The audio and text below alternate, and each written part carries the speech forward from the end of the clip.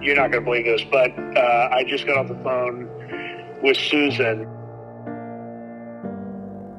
She told me that she is planning to and is going to rent Elaine's room out. She says if she needs the money, she's going to rent the room. From a logistics standpoint, I mean, certainly putting somebody in that room starts to eliminate the possibility of recovering any evidence in the future if anything actually did happen in that room.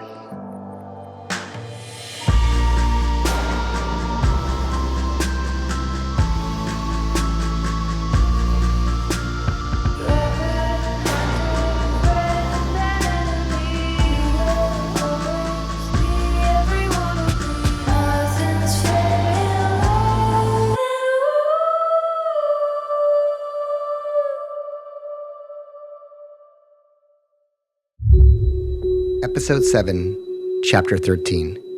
It Was Always Fighting. We're going to get Neil on the phone just for a second because he wanted to be part of the conversation as well. On hearing the news that Elaine's mother, Susan, was trying to rent her missing daughter's room less than 3 months after her disappearance, the rest of the Malibu team met at Mike's house.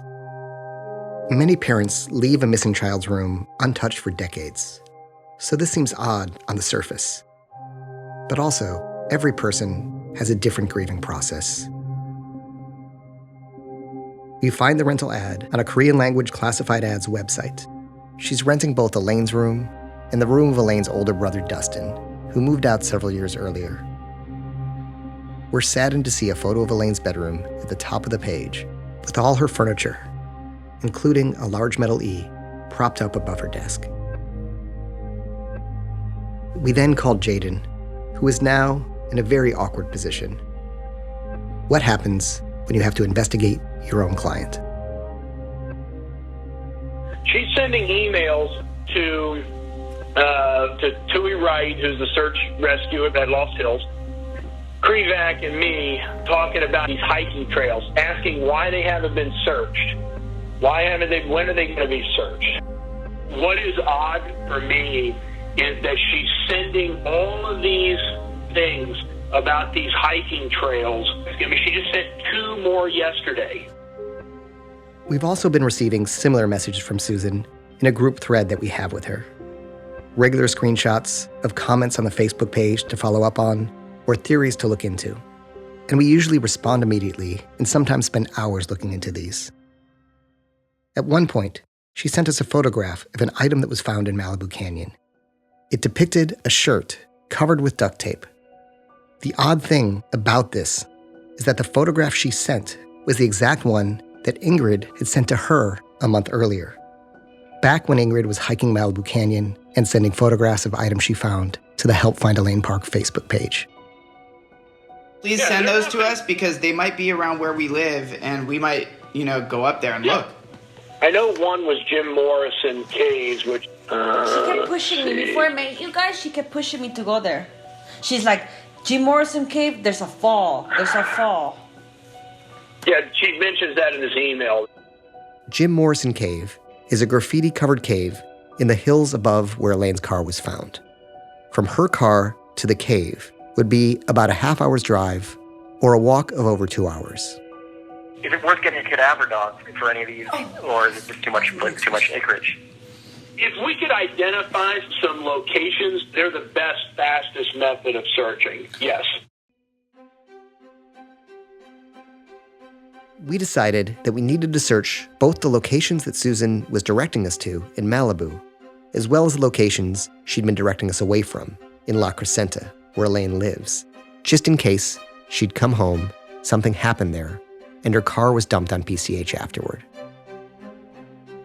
While waiting for Jaden to source the cadaver dogs, which are trained to smell human decomposition even years after a body's been moved, we began to research Elaine's family life deeper. This was incredibly unsettling because we'd started this investigation to help Susan. But I was starting to realize that in these cases, you're not actually working for the family, you're working for the victim. And if there's even a small cloud of suspicion around someone, and often there is, that lead needs to be followed to the end, even if it is a family member.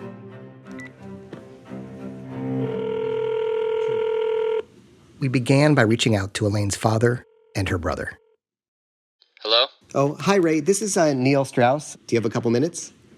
Here's a reconstruction of the call with Elaine's father, Ray, voiced by an actor. You may recall that Elaine's parents had divorced when Elaine was around 10.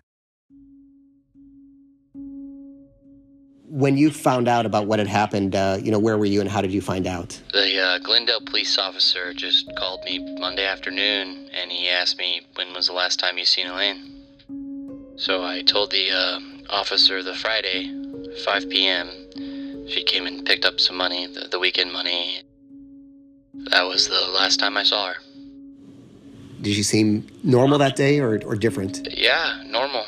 Everything looked like normal. She didn't seem worried about anything?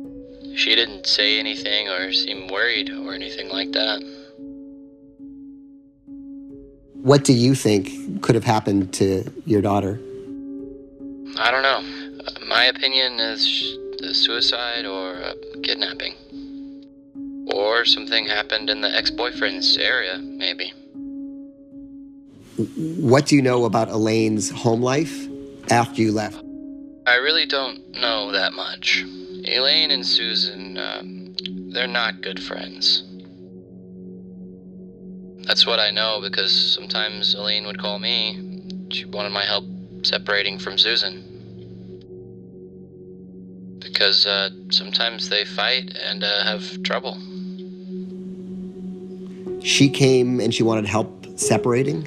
Yeah, she wanted me to co-sign on an apartment and separate from Susan's house. Oh, and when was that? It's a couple times. When was the last time? It's about 2-3 weeks before she went missing. Susan said they got in a lot of arguments and people said they argued a lot. So you know about that, right? Yeah. Were they verbal or were they ever physical? I don't know details. I think they're kind of verbal, but, I've never seen it, so I don't know. Elaine's father goes on to tell me that she'd often complain about not seeing any of the child support money that he was giving to Susan. He added that he stopped paying Susan in December, a month before Elaine disappeared. Elaine complained to me about her mom not supporting her with any money. So I don't know the details of Susan and how much she's supporting Elaine. After we separated, she had some gambling problems.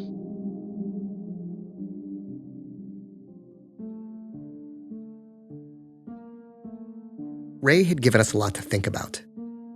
What bothered me the most about this interview is that Susan told us that she knew Elaine was going to get money from her father the evening before she disappeared.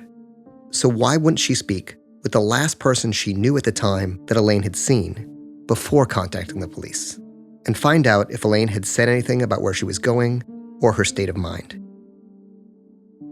Ray and others had brought up suicide, and it's a theory that we need to look deeper into as well, however unlikely it may be given the location and the logistics where Elaine's car was found.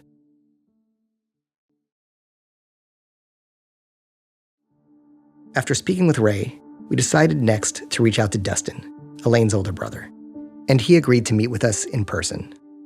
Dustin was living in Long Beach at the time. We met Dustin at Mike's house in Malibu. He sat down and began by telling us his reaction when his mom first called to let him know that Elaine was missing. The date of that call was February 1st, 4 days after Elaine disappeared, and 2 days after Susan filed a missing persons report with the police. When it first all happened, I didn't believe it for a while, and I just kept trying to call and contact my sister. And then once I realized that she really wasn't answering me back, I feel like I just kind of shut down. This was the worst time, I feel like, to have her taken from us, because we were finally making progress. We started getting really close, and like she would tell me about her love life, and she started getting into the music I was into finally after years of me trying to show her. And like that was one of the things that touched me, because I'm so into music, that it was within this last year where she like actually thanked me for like showing her all of my music, because she's like, oh yeah, all my friends think it's really good, and like I'm just like, yeah, it's my big bro's music, you know. And just that made me finally you see how good this stuff is, you know. Yeah. We asked Dustin about his and Elaine's home life. Our family wasn't very close growing up. That's probably what hurts the most, is just because I feel like there's no one else in the world that would understand, you know, like everything that we've been through. I'm tearing up now, but it's tough because I feel like me and her especially, we were finally getting close, and like I've been wanting that, you know, for years. We were actually talking to each other about like, oh, how did you feel when this happened with our family? And we never got to talk about that growing up. And it was like, oh, do you remember when Dad left? And like all that stuff. And then like we were finally able to connect.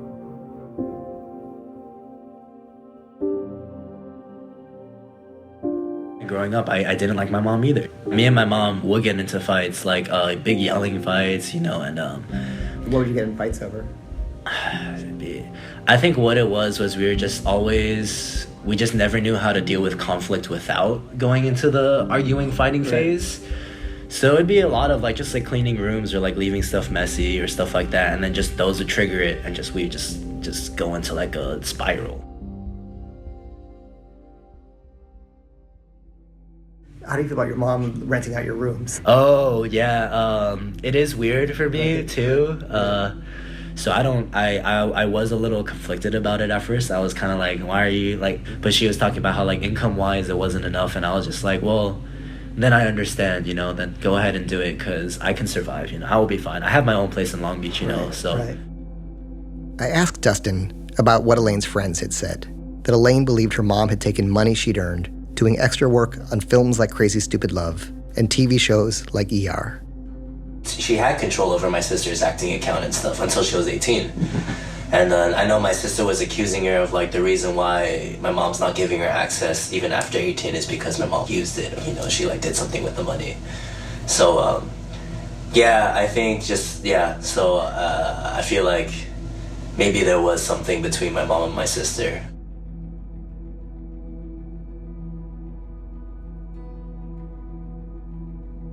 We called Jaden to report our findings, and he said he'd found a dog team willing to go to Susan's house. I also wanted to get further clarity on the use of the GoFundMe account, since Jaden confirmed last episode he was working pro bono. The GoFundMe account had raised, at this point, around $15,000, and Jaden was later able to clarify that in total, Susan reimbursed him for around $3,300 in expenses. With the cadaver dog search coming up, time was running short, so I quickly contacted as many of Elaine's friends as I could to get more information. This is what Elaine's college friend, Daisy, had to say. We knew how her mom and her dad was. They just didn't, I feel like, care enough, which is sad. Her mom would kick her out a lot. Elaine didn't have keys sometimes because her mom would lock her out, literally change the locks. Her mom would blame her because her dad and her separated. She would blame Elaine for it. And she always treated her brother better. And Elaine would tell me, like, I think she treats him better because Dustin reminds her of the dad. Here's what Elaine's high school friend, Sadie, had to say. Her and her mom never got along. They were always fighting. Just anytime they talked, it wasn't like they were getting along. It was always fighting. It got intense, it got pretty intense. She's called the cops on Elaine a couple times, and it's over stupid stuff like not going to the dentist or not brushing her teeth, I remember was one of them that they got in an argument over. I asked if the fights were verbal or physical. They were verbal, but I know that sometimes that they would physically fight too. I don't know if that was a recent thing, but I know in the past that they have.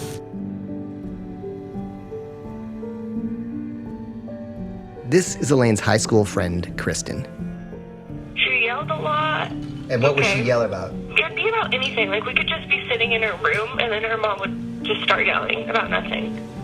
Let's say if level 10 is the most aggressive, craziest yelling you could imagine. Level 1 is like...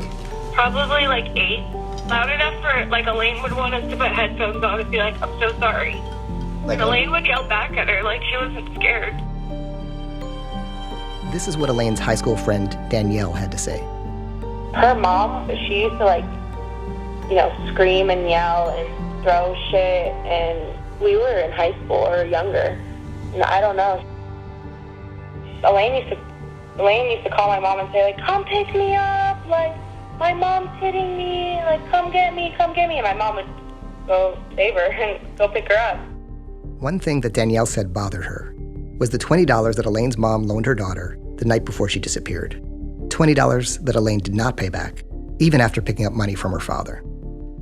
Mom made a point, and she even said it on television. She was like, I did make a big deal out of the $20. She even said it. She's like, I made a huge deal out of it. There's just so many sketchy shit, and, like, I have to think back to the basics. Like, I have to think, like, someone in her realm of people that she knew and she was close with, that is what happened to her. Someone who was with her or she made contact with is who I think, like, something happened with that person.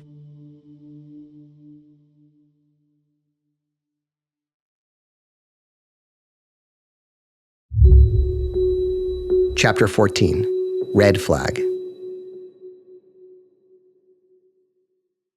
I'll give you our ETA. 1 second. 12:30? Looks like, yep. Yeah, 12:30. Okay. So I'm here. I'm driving to Susan's house with Ingrid, and we're on the phone with Jaden Brandt.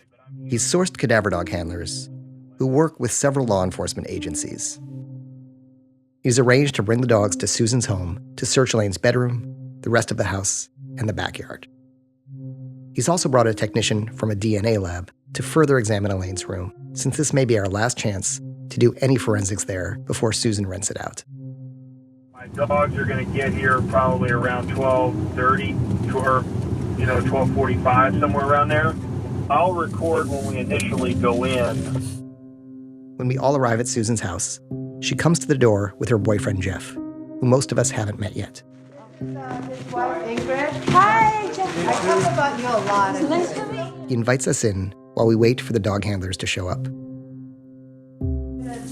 you guys want to sit down or do you need something? Well, no. So she's going to come in. So basically, before we lose, any more time for access here, I'm going to have, she's a forensics expert. Okay. So I'm going to have her come in and look around at some stuff. Because since you weren't, since you weren't here, we don't know, somebody could follow her back here. Yeah, I have some information about that too. So I'm going to have her come in. Okay. And then we can talk more about the details. I mean, that's up to you guys if you want to wear that or not. While waiting for the dog handlers to arrive, we sit down at Susan's dining room table to talk. Earlier, when we'd asked Susan where she'd been the night Elaine disappeared, she said she couldn't remember. Then Saturday at 10:41, she didn't come home I remember I stayed home that night. She didn't come home the next morning.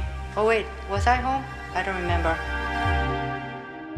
This time, she has her phone bill spread out in front of her. She's sitting with Jeff and struggling to figure out where she actually was that night. So I called Jeff on January 27th at 8:16 p.m. Friday night. Then he calls me back 8:26 p.m., which indicates I was home. But at 7 o'clock, if you remember, Sadie came to my house to pick up the curling iron. Yep. I asked Sadie if I was home. She says my car wasn't home. Right. So I must have been at his house or somewhere. Then I came home, called him, or I was home, I don't know. So in middle of the night, this is the 27th. Mm-hmm. Middle of the night, I remember telling him, you know what, since Thursday vehicle incident, right? Because the Thursday, she called at 3:45 a.m. to rescue her because her battery died. Right. I mean, there was no gas. So he got the emergency gas, and we went and met her on the 210 and 118. Right. Because of that incident, I remember getting up in the middle of the night, and I said, you know what, I'm worried about her. I'm going to go home and sleep. Oh. So I came home. She wasn't home when I came home. I came home middle of the night, so that would be Saturday morning. I was home, and then I think I said that I'm gonna be on my. See, that's the thing. I need to see the text, the contents of what happened. Do you have the text? I've been trying to do it. Verizon tells me. No, but you don't have it on your phone? Oh, no. We delete as we do things. Like if we're done with it, we delete it. Him and I, we have the same I do the OCD or whatever you call that. Yeah, I tend to delete my text too, and I accidentally deleted Elaine's. More than likely, I came home middle of the night because I was worried about her car. I remember that too. We're working hard to establish a clear alibi from Susan. It's all just so strange. But what seems like happened is that she spent the night of January 25th at her boyfriend Jeff's. Around 3:45 a.m., Elaine's car ran out of gas, and Susan and Jeff went to help her. Apparently, Elaine's battery also died, so Jeff jumped her car as well.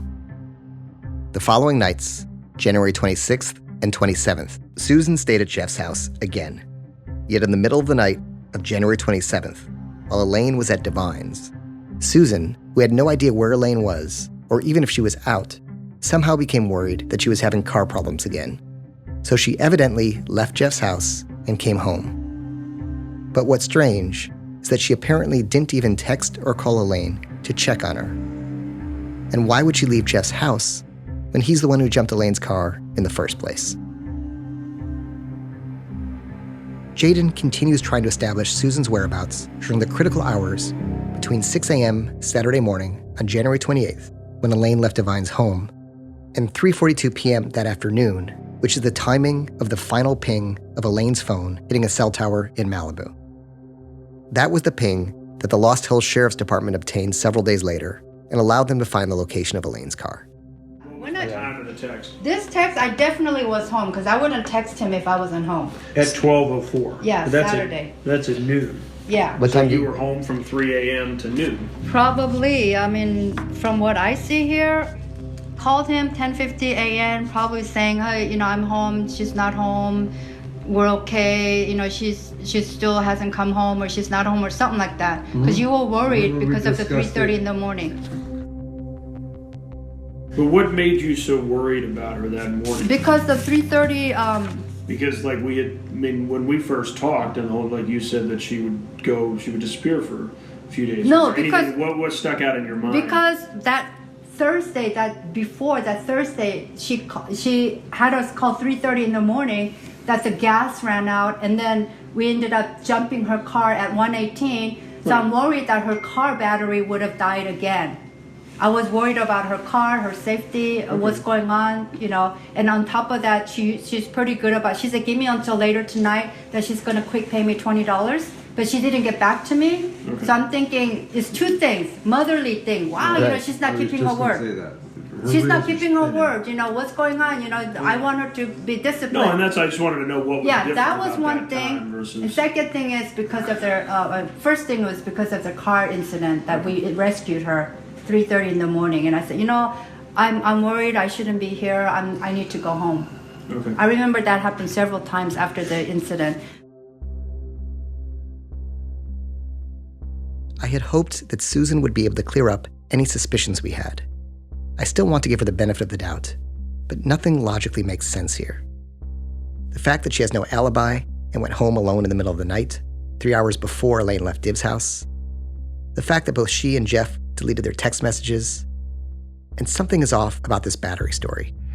According to Jaden, a diagnostic check of the car done after the police released it revealed no issues whatsoever with the battery. And let's not forget, the car was found with the keys in the ignition with the electrical switched on, a position that ultimately drained the battery.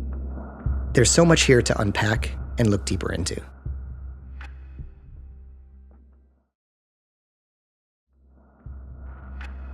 As we're speaking with Susan and Jeff, the cadaver dogs finally arrive. Jaden walks out to explain the situation to them. And we'll be bringing the other dog in here too. Okay, cool, no problem. I've looked into how cadaver dogs work, and evidently, they can smell human remains or human decay decades later. They typically give their handlers 2 types of signals. One is an alert, which means they're indicating that they smell human decomposition.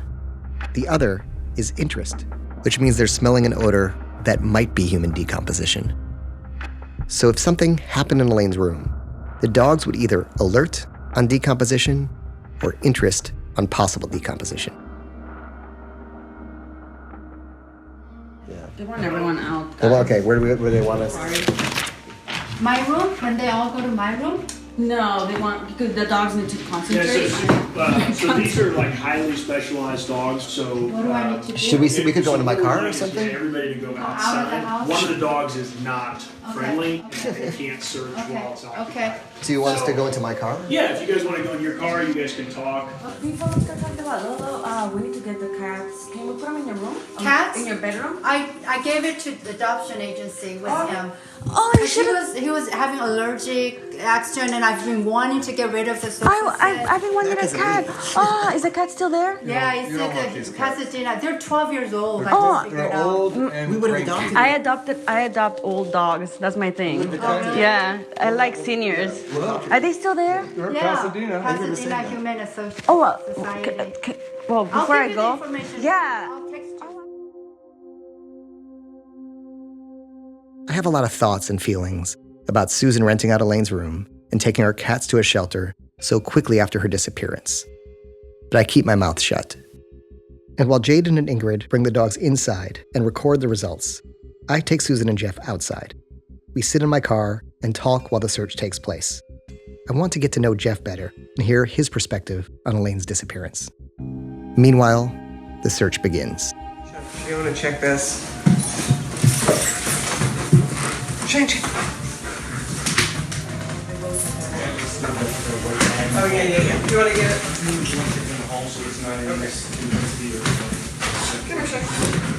So there are a couple points I kind of want to go over that I guess there was the night you ran out of gas, or batteries or gas or whichever it was. At first it was gas, and when we got there, we learned that it was battery. Right. And gas. So we And had then- to jump the car. So you were both at your house. His house, We were at yeah. my house. She woke us up. I got my gas can and hopped in the car, and we went to get her. We found her not in a good position on that freeway overpass. Got the gas in it, and we tried to start it. Well, it's dead. So now I got to get my car even closer to it and get my jumper cable so they'll reach. We get her jumped, and then boom, off we go. And we were all heading here. So we got her here.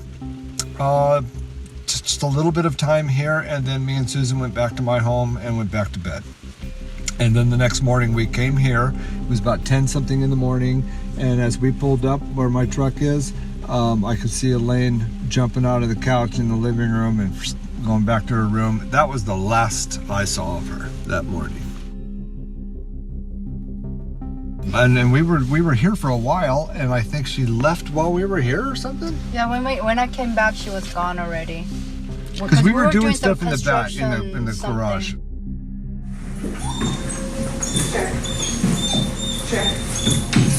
Check.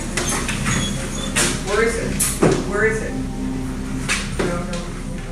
I know I wasn't home at 7 when Sadie came. Right. It's more than likely. So the thing is, why would I call you at 8:30 p.m. from my house? The only time I would call you is if I'm home. Well, you've called me from your car in different places. I might have been with you and then came home. Where is it? What is it? Where is it? Show me.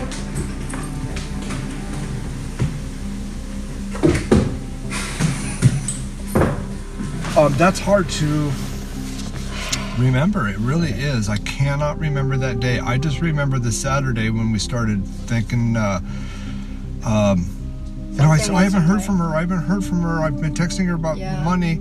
And I said, well, you know what?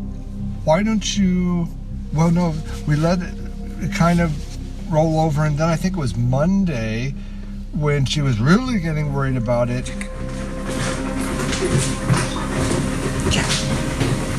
Show me. Show me.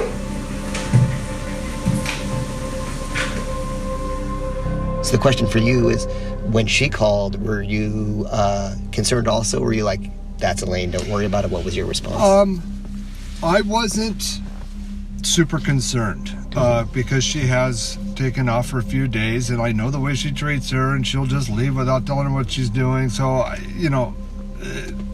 it wasn't really a thought to me. That's why when Monday came and she still hadn't heard from her, then I said, you know what? You need to talk to her friends and see what if they know where she is. And so she did that, and nobody had known where she is. And I said, well, that's a red flag. It's been 3 or 4 days, and her friends have no idea. Now we need to do something. That's when I started Facebook.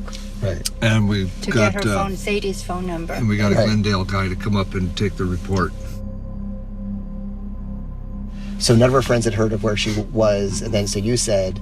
And then you started Facebook to reach out to Sadie. Sadie... Gross. Yeah, Sadie didn't know where she was either. Or did Sadie know where she was? She didn't know where she was. Haven't heard from her. I remember hearing that conversation. She had no idea. So that's when I was saying, okay, red flag. Did you reach out to Daisy or... Not at that time. Yeah. It was Sadie, and there was another one that you talked to Emily? also. Possibly. I explained to Susan that I want to put together a timeline, and I asked for a copy of her phone bill, Elaine's phone bill, and access to any account of Elaine's that I don't currently have. And Susan says she'll get it together for me. The samples that get were from down here and up here. And the dogs didn't hit on that, but they were interested in that. So you don't put his nose right down here. As I sit in the car, watching Susan trying to remember her whereabouts on the night her own daughter disappeared, Ingrid remains in the house with Jaden. Jaden signals to her and whispers in her ear. The interest is highly significant. Definite interest in the room. In her bedroom? Yeah. Fuck, man. Yeah. The dogs got a hit. End of the bed, so the wooden end of the bed frame and the closet. Both dogs? Yeah. And the wall where the sample was collected. Definite. That was 100% positive.